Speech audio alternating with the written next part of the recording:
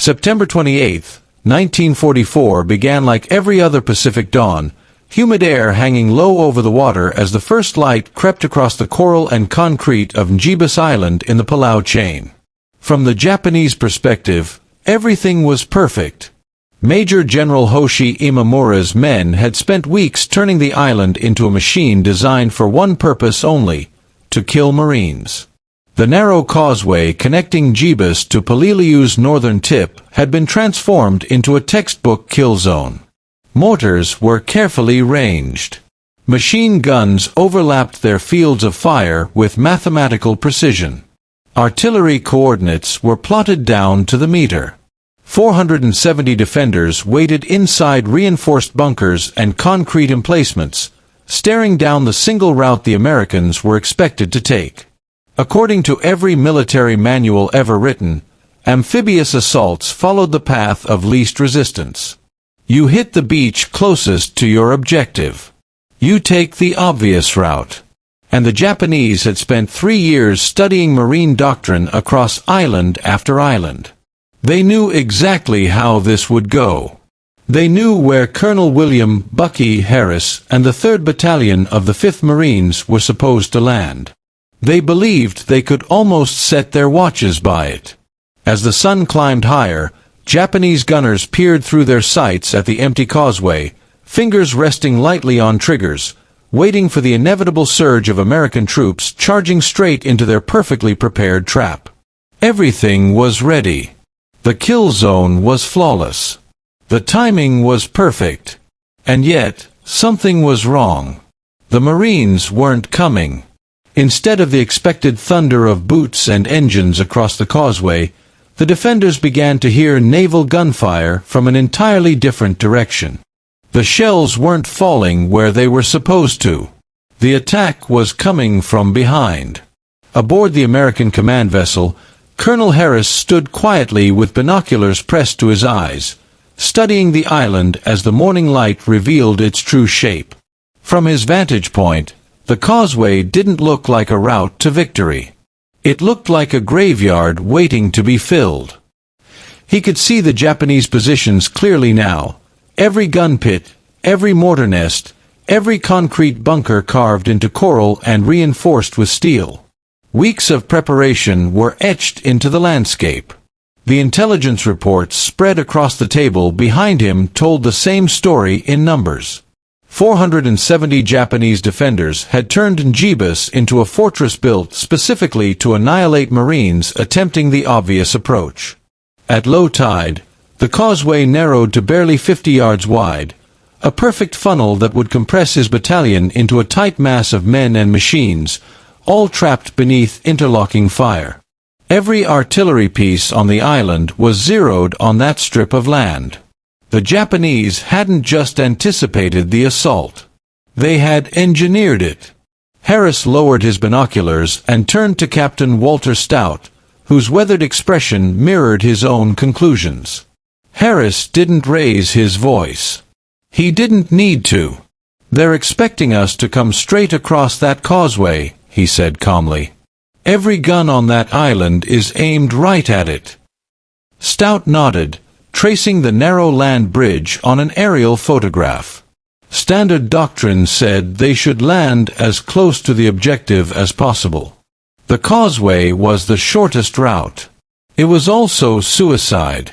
Around them, preparations continued with relentless efficiency. Amphibious tractors bobbed in the swells as crews checked engines and weapons. Battleships Iowa and New Jersey had already begun preliminary bombardment, their massive 16-inch guns hammering the obvious landing zones. Corsairs circled overhead, waiting for attack orders. Everything looked exactly like every other amphibious assault the Marines had carried out across the Pacific. And that was the problem. Harris had spent 3 years watching men die because they followed the playbook. Guadalcanal, Tarawa, Saipan. Again and again, Marines did exactly what the Japanese expected them to do, and again they paid for it in blood. The enemy had learned Marine doctrine as thoroughly as the Marines themselves. The obvious route was always the most heavily defended. Sergeant John "Red" Macaulay approached the command group, his squad leaders following close behind. He had the look of a Marine who'd survived long enough to trust his instincts more than any manual. "Colonel," he said, "the men are asking about the landing plan. They can see those gun positions just as clearly as we can."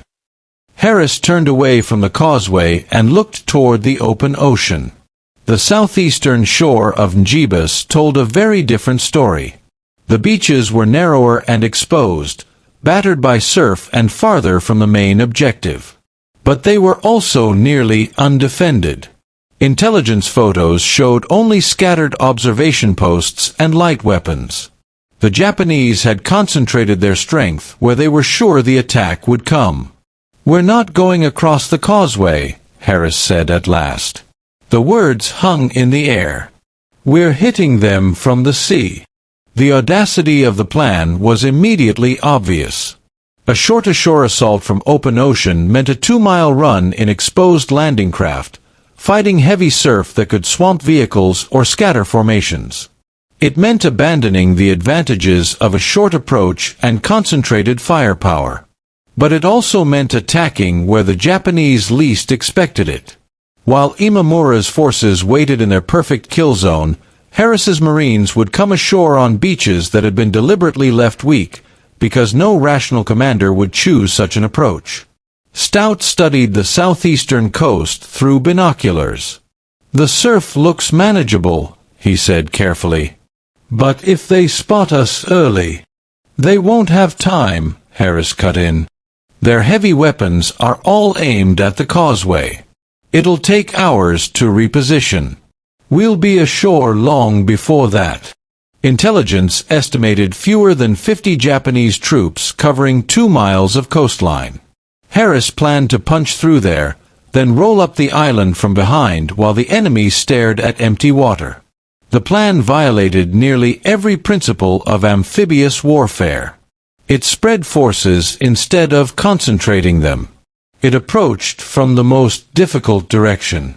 It gambled everything on surprise. But that was exactly why it might work. For 3 years, the Japanese had prepared for Marines who behaved predictably. Harris intended to prove that war punished predictability.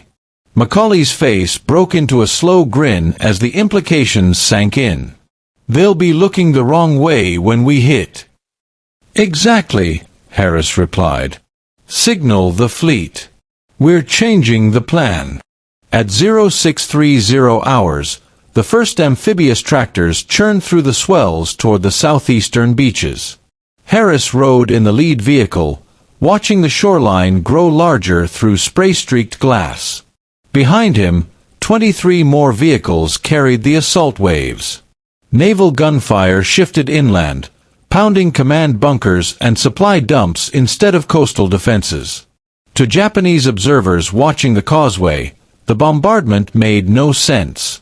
Inside a command bunker overlooking the kill zone, Private First Class Tatsuji Ishida scanned the approaches through a periscope. Shells were falling in the wrong places. Perhaps American gunners were confused. Or perhaps this was just the warm-up. Either way, the Marines would come. They always did. 2 miles away, the first Marines hit the beach. Resistance was light, exactly as Harris had predicted. Rifle fire crackled from observation posts never intended to stop a full battalion. Macaulay's squad splashed ashore, boots crunching on coral sand. These defenders fought bravely, but they were hopelessly outmatched. Flamethrowers cleared bunkers. Charges destroyed observation posts.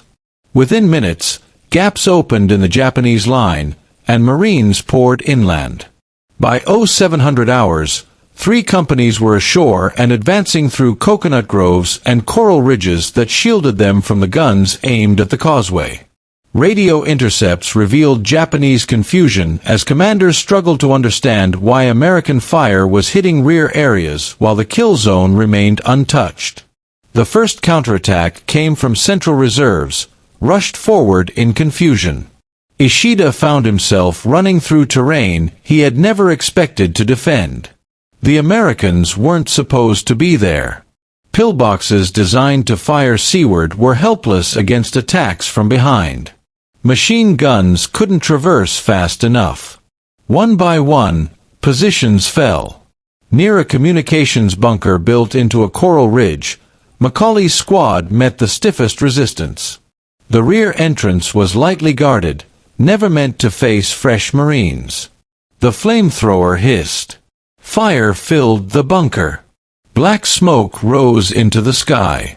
With communications severed, Japanese units were isolated and blind. By 0830, Harris had achieved what doctrine said was impossible. A secure beachhead. Minimal casualties. Key terrain seized. The perfect kill zone still waited along the causeway, guns trained on nothing. At 0900, the Marines turned to the main fortifications. One bunker after another fell to the same grim routine. Suppressing fire. Flamethrowers at blind angles. Charges at rear doors. Positions meant to hold for days collapsed in minutes. Ishida was trapped in a mortar pit designed to rain shells on Marines crossing the causeway. Now the weapon was useless. Footsteps approached. He faced a choice that hundreds of his comrades had already confronted. The flamethrower ignited the air. Ishida stumbled into the light with his hands raised. By mid-morning, the southeastern beaches had become a supply artery. What once seemed a liability was now an advantage. The final resistance lay along the northwestern coast, where heavy guns faced the sea. All of them faced the wrong direction. The largest bunker housed a massive coastal defense gun capable of threatening battleships. Its walls were 4 feet thick. Its crew had trained for naval engagements. They had never trained to defend the rear. A shaped charge blew the steel door inward. The most powerful weapon on the island was silenced by a handful of Marines. The last Japanese counterattack came at 11:30. Survivors, clerks, cooks, anyone who could carry a rifle, charged toward the central ridge in a desperate attempt to retake the high ground. The fighting was savage and close.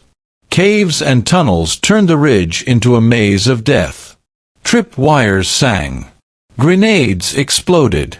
Machine guns rattled from hidden chambers. Harris moved from position to position, knowing this was the final gamble.